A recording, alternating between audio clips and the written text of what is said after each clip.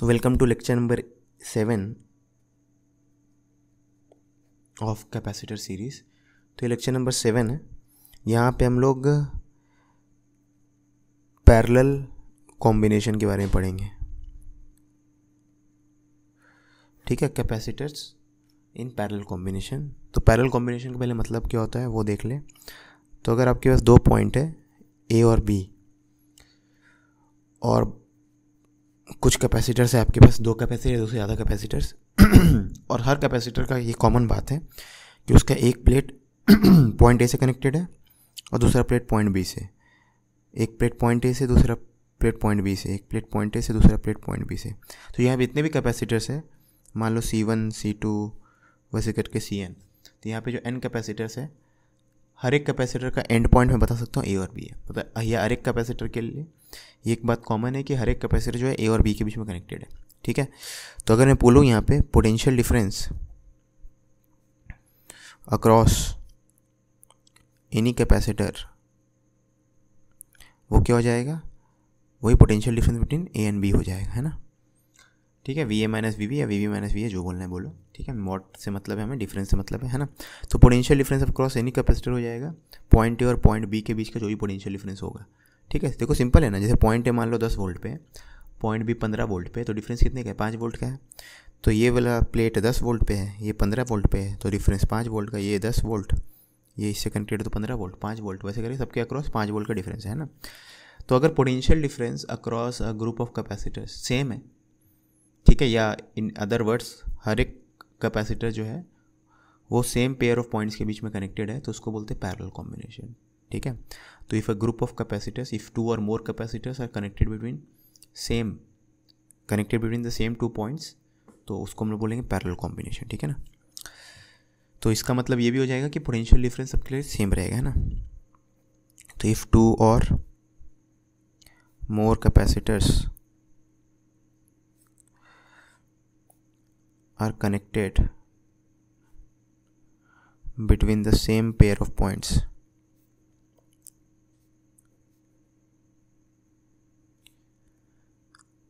then that group of capacitors is said to be connected in parallel। ठीक है, तो अभी जो मैंने बोला उसी को इंग्लिश में यहाँ पे लिखा हूँ। ओके, तो अब हम लोग जानेंगे कि पैरेलल कॉम्बिनेशन का इक्विवेलेंट क्या होगा, है ना। ठीक है, तो ये जो है पॉइंट ए और बी के बीच में, अब पिछले लेक्चर में मैंने जब सीरीज़ का निकाला था तो मैं बैटरी लेके निकाला था, है ना।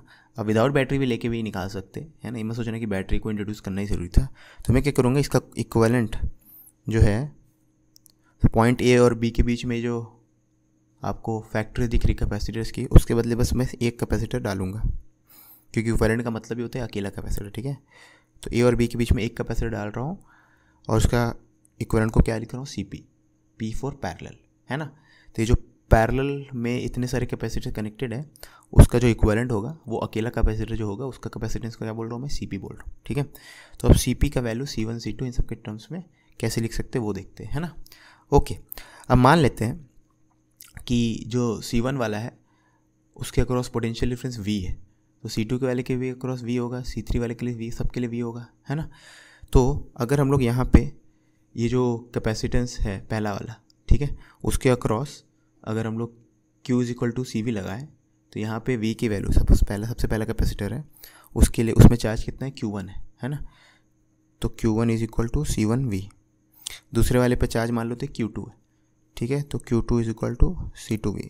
जब मैं बोल रहा हूँ पहले वाले में चार्ज Q1 है, तो एक प्लेट में प्लस Q1 होगा, दूसरे में माइनस Q1 होगा। दूसरे वाले में Q2 है तो एक प्लस में प्लस Q2 होगा, दूसरे में माइनस Q2 होगा, एंड सो ऑन, है ना। वैसे करते करते जो लास्ट वाला कैपेसिटर है Qn, ठीक है, Cn × V, Qn है ना, मैं सोचा Q3 लिख रहा हूँ, Cn × V। ठीक है, अब एक काम करते हैं, इन सबको ऐड करें तो Q1 + Q2, वैसे करते करते Q3 Q4, वैसे करके Q1 = C1 + C2 Cn × V, ये आएगा। ठीक है, अब जब हम लोग इक्विवेलेंट बोलते हैं तो इसका मतलब क्या है, इक्विवेलेंट का मतलब यही है कि इस केस में ए और बी के बीच में जितना चार्ज स्टोर्ड है, इस केस में भी उतना ही चार्ज स्टोर्ड है ना।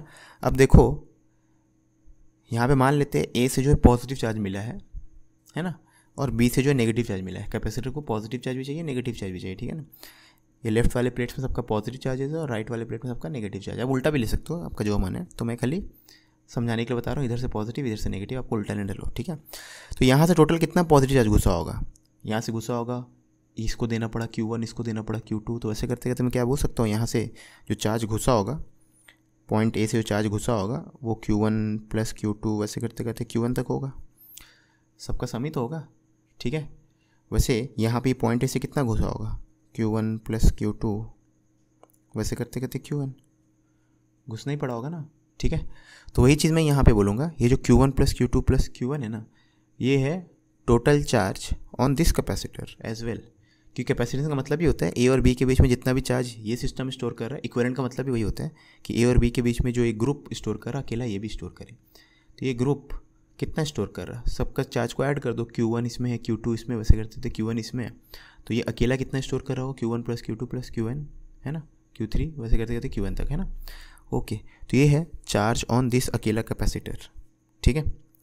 तो इसके लिए अगर आप Q इक्वल टू CV लगाओ तो आप बेसिकली क्या बोलोगे, Q1 plus Q2, Q1 total charge on this capacitor इतना इज इक्वल टू इसका कैपेसिटेंस CP इंटू इस कैपेसिटर के अक्रॉस पोटेंशियल डिफरेंस।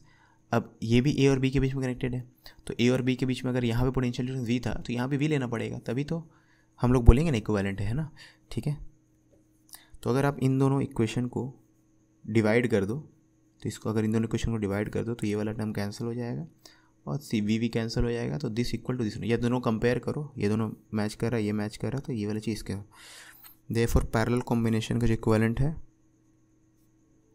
वो सम ऑफ कैपेसिटर्स होंगे, सम ऑफ कैपेसिटेंस होंगे, ठीक है।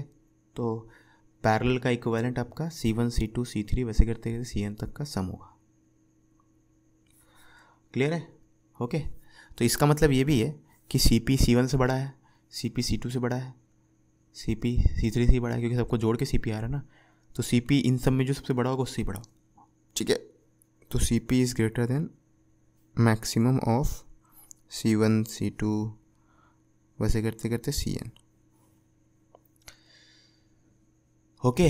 तो अगर आप 3 कैपेसिटर ले रहे हो, एक का कैपेसिटेंस 2 है, एक का 5 है, एक का 7 है, तो इन तीनों में जो सबसे बड़ा है 2 5 7, 7 जो सबसे बड़ा था उससे भी बड़ा आएगा इनका पैरेलल कॉम्बिनेशन, और 2 5 7 सबसे छोटा कौन था 2 था, तो 2 से छोटा आएगा इनका सीरीज़ कॉम्बिनेशन, ठीक है। तो अगर सीरीज़ में ऐड करोगे तो सीरीज़ में कैपेसिटर को कनेक्ट करेंगे तो नेट कैपेसिटेंस या इक्विवेलेंट कैपेसिटेंस घटेगी, और पैरेलल में करोगे तो नेट का वैल्यू बढ़ जाएगा, ठीक है। ओके, अब नेक्स्ट सेक्शन में हम लोग वैसे कॉम्बिनेशन देखेंगे जो कि ना ही सीरीज़ में आते हैं ना ही पैरेलल में आते हैं। आप कुछ भूल रहे हो, ईमानदारी से बताना, करना है नहीं करना, करना है तो करो ना भाई, क्यों नहीं कर रहे।